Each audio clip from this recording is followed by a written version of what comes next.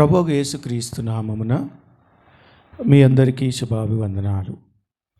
అనుదిన ఆత్మీయ ఆహారము అనే ఈ కార్యక్రమానికి మీ అందరినీ ప్రేమపూర్వకంగా ఆహ్వానిస్తున్నాను. ప్రియమైన దేవుని బిడ్డలారా, అందరూ బాగున్నారా? గమనించండి, బైబిల్లో దేవుడు అన్ని విషయాలు తెలియపరిచినాడు. తన బిడ్డలకు తను ప్రేమించిన వారి గురించి చాలా స్పష్టంగా తెలియజేసినాడు.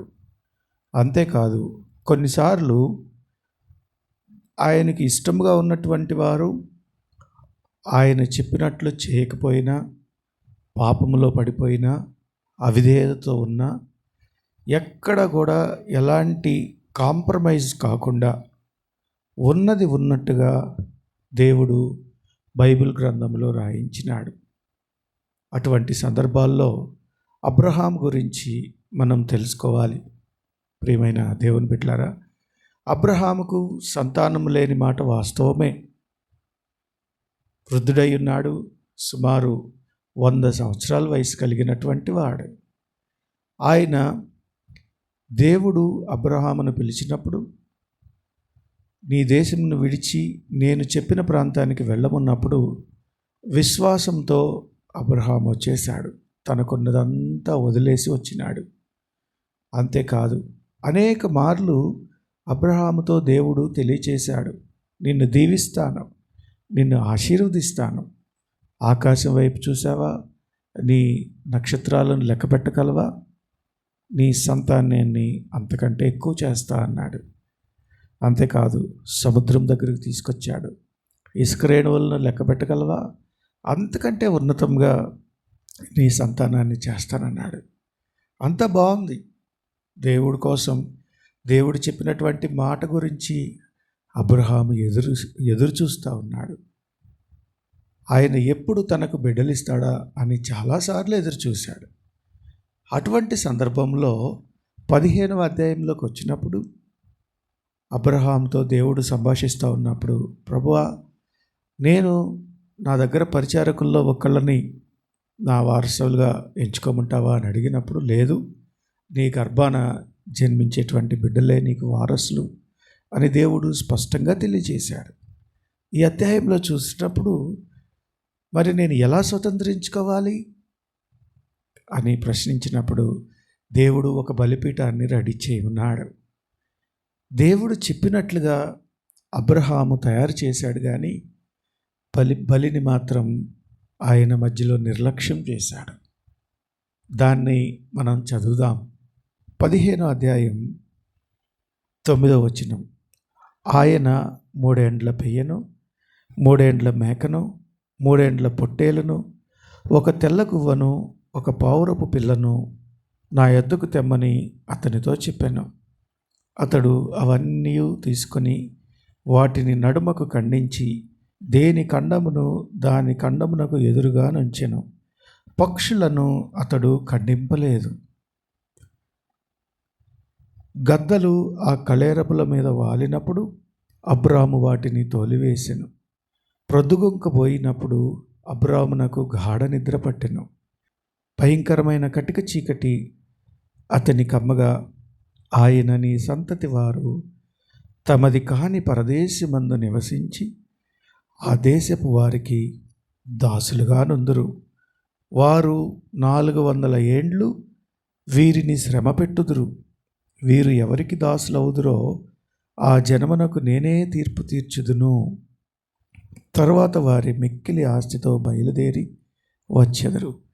ప్రియమైన దేవుని బిడ్డలారా, గమనించండి, ఇక్కడ మొదటిగా పక్షులను అబ్రహాము ఖండింపలేదు. రెండవదిగా ఆయన నిద్రపోయాడు. మూడవదిగా గ్రద్దలు వచ్చి ఆ కళేబరాన్ని తిన్నాయి. ప్రియమైన దేవుని బిడ్డలారా, నిజంగా మనం ఆలోచిస్తే ఇక్కడ కొంత నిర్లక్ష్య వైఖరి కనపడతా ఉంది. అబ్రహాము చాలా మంచి వ్యక్తి, విశ్వాసులకు తండ్రి. కానీ ఆయన చూపించినటువంటి ఆ చిన్న నిర్లక్ష్య వైఖరిని బట్టి దేవుడిచ్చినటువంటి పనిష్మెంట్ చూసారా? ఆయనకి ఇంకా బిడ్డలు కలగలేదు. కలిగిన తర్వాత పుట్టబోయేటువంటి బిడ్డల గురించి ఇప్పుడే దేవుడు తెలియచేశాడు. నీ సంతతి వారు తమది కాని దేశమునంద 400 సంవత్సరాలు బానిసలుగా ఉంటారు అని చెప్పాడు.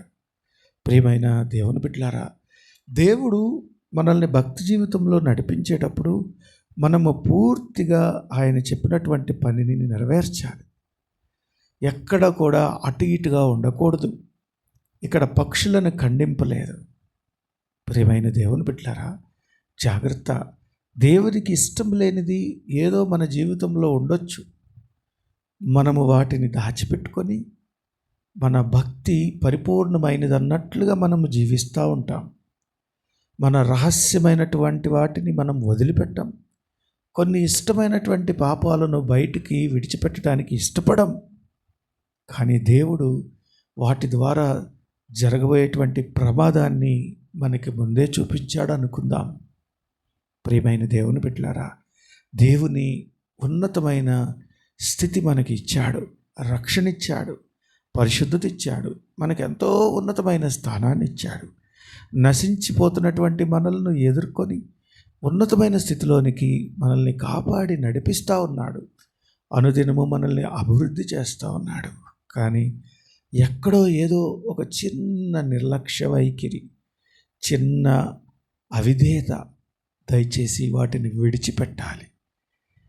దేవుడు తనను ఇష్టపడినటువంటి వారు తప్పు చేసినా నిర్లక్ష్యంగా ఉన్నా ఒప్పుకోడు. కాబట్టి ప్రియమైన దేవుని బిడ్డలారా, మన ఆత్మీయ జీవితంలో మనకి సంపూర్ణమైన ఆశీర్వాదం కావాలంటే, దేవుని సన్నిధిలో మనం ఉన్నతమైన మెట్టులోకి ఉండాలంటే దేవుడు చెప్పినట్లుగా మనం ఉండాలి. మన పరిశుద్ధత విషయంలో ఎక్కడ రాజీ పడకూడదు. ఆయనకి ఇష్టం లేనిది అపరిశుద్ధత. దేవుడు మన దగ్గర నుండి కోరుకునేది పరిశుద్ధత. ఆయన చెప్తా ఉన్నాడు, నేను పరిశుద్ధుడను గనక మీరును పరిశుద్ధులుగా ఉండండి అని చెప్తా ఉన్నాడు. ప్రియమైన దేవుని బిడ్డలారా, ఈరోజు మనం ప్రార్థన చేసుకుందాం. ఆయన వలె పరిశుద్ధులుగా మనము తీర్చబడదాం. అటువంటి గొప్ప కృప దేవుడు మనకు దయచేయునుగాక. ఆమేన్. తలలు వంచండి, చిన్న ప్రార్థన చేసుకుందాం. పరిశుద్ధుడా, ప్రేమ కలిగిన తండ్రి, నిజమే బైబిల్లో ప్రభువా ప్రతి విషయాన్ని మాకు తెలియచేశావు. మా జీవితాల్లో ఎక్కడైనా అవిధేయత ఉన్నా, నిర్లక్ష్యత ఉన్నా ప్రభువా దయతో నన్ను మమ్మల్ని ఇప్పుడే క్షమించండి. పరిపూర్ణమైన భక్తిలోనికి నన్ను మమ్మల్ని నడిపించండి. ఈ వాక్యం వింటున్న నీ బిడ్డలందరితో తోడుగా ఉండమని యేసయ్య పరిశుద్ధ నామమున ప్రార్థన చేసి వేడుకొనుచున్నాం తండ్రి. ఆమేన్. ఇప్పుడు మన తండ్రి అయిన దేవుని ప్రేమ, కుమారుని సహవాసము, పరిశుద్ధాత్మ తోడు సదాకాలం మనకు తోడుగా ఉండి నడిపించి ఆశీర్వదించి కాపాడునుగాక. ఆమేన్. ప్రియమైన దేవుని బిడ్డలారా, అనుదిన ఆత్మీయ ఆహారము అనే మా ఛానల్ను సబ్స్క్రైబ్ చేయండి. మీ ప్రార్థన అవసరతలను ఈ క్రింది నంబరుకు తెలియచేయండి. అంతేకాదు, బెరకా చర్చ్ పరిచర్యల గురించి మీరు అందరూ ప్రార్థన చేయవలసిందిగా కోరుతున్నాను. దేవుడు మిమ్మల్ని దీవించునుగాక. ఆమేన్.